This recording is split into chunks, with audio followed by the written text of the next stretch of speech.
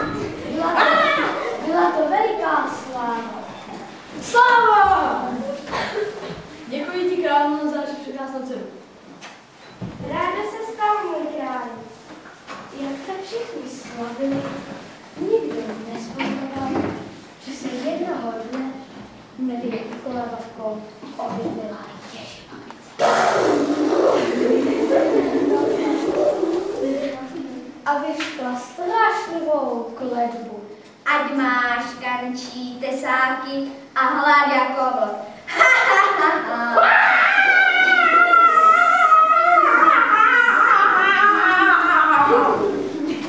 Ty králi, není nějaká divná? No nevím, a proč má tak velké zuby? Je to vůbec moje dcera? Neštěstí. A stalo se. Od té doby neřekl princezně nikdo jinak, než žravina. Jak žravina mysla, byla čím dál tím víc. Dokonce i to, co se normálně nejí. Nejprve to bylo chlastítko.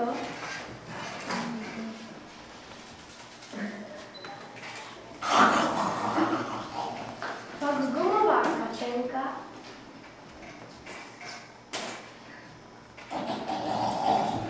Potom knížky i s pohádkami.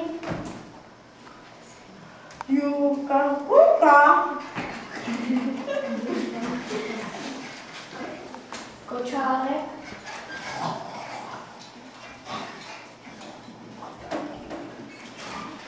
A nakonec i panenky a nábytek.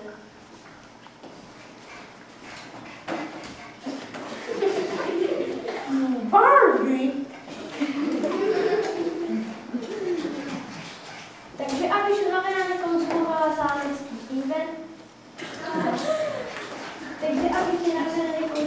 zámecký inventář, byla jí podávána snídaně o 3 chodech, oběd o 5 chodech a večeře dokonce o 7 chodech. A co řekl král? Musíme jí najít ženíka, nebo nás přijde úplně na úplně. Lachové, vypravte se pro ženíka.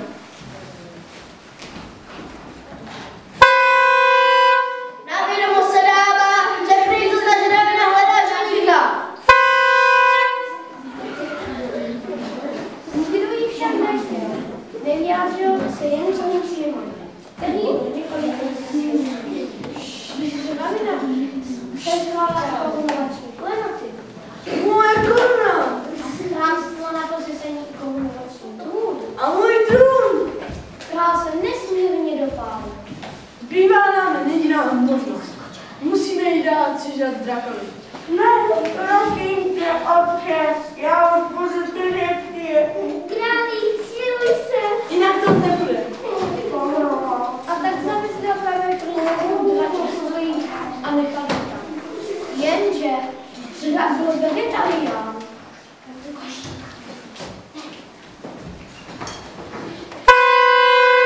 Druhé dějství vesluji. Ach jo, byl nějaká víra, nevím, jak ji dočetla. Haló? Dobrý den. Dobrý den. Pardon, vy jste host? Ano. Hosty tu každý den nemám, ale věřím, že nepůjdete. Pozvolí vám na moc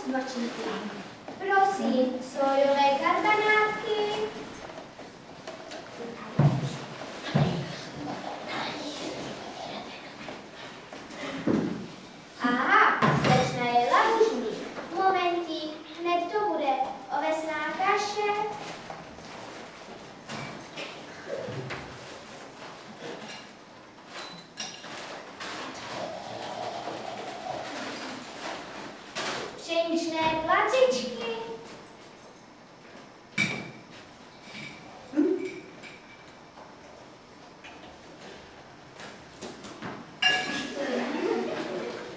Brokolicové náky.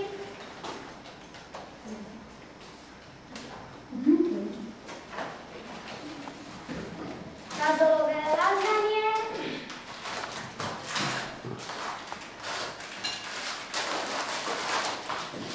A nakonec slunečnicová semínka na pítle.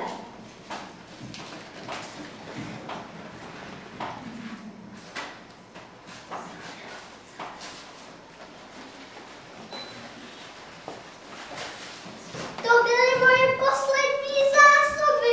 To je ale fóka. Budu muset jít za černokněžníkem. Ten si ví v každé situaci rady. Omluvte mě. Ale žuravina stačila zkusit zraka, byl v čudu.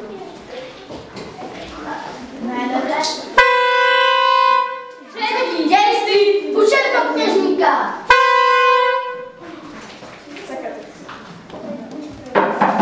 Dále, dobrý den. Vy jste černokněžník? Ano, ten nejlepší. A jmenuji se Rufus. Tak to nám určitě pomůžete. Drahý kolego. Princezna Žravěna mě pustila svou návštěvou, ale moje spěžírna je už prázdná. A co pak? Host do domu? Bůh do domu? Ale dobrá, trochu jí ten apetit slazím. Vezmu si kouzelnou kuchařku a tady to je, strana 85. Musí vypít odvar z dračího zubu moudrosti. Co? No pardon, to v žádném případě. Když tak je zub z její klamy. To v žádném případě. A jinak by to nešlo? Nešlo, jen váš zub pomůže. Tak jdem na to, moc se nevrtět.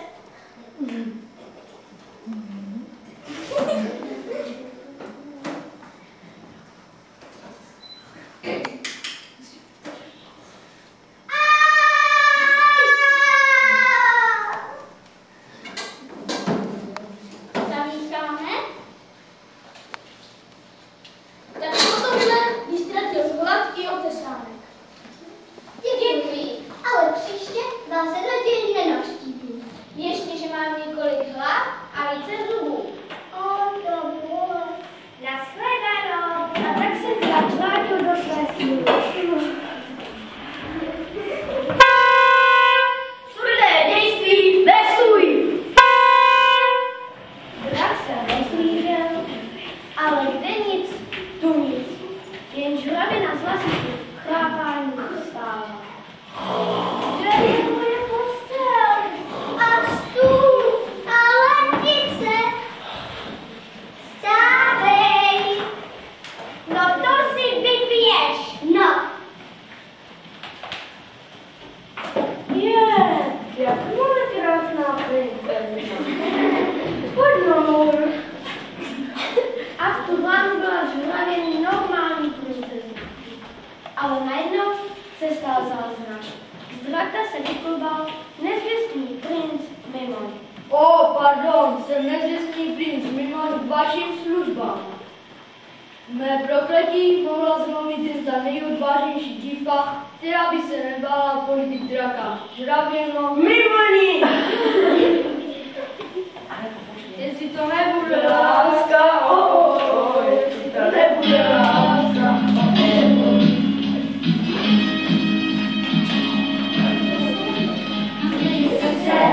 Srdce a nejbližší okolí. Něco mě svírá a bez světle bolí. Jestli to nebude láska, jestli to nebude láska, A byla veliká svatba a měli paterčata, a jestli neumřeli, nebo je žuravina nesnědla, no vy to znáte.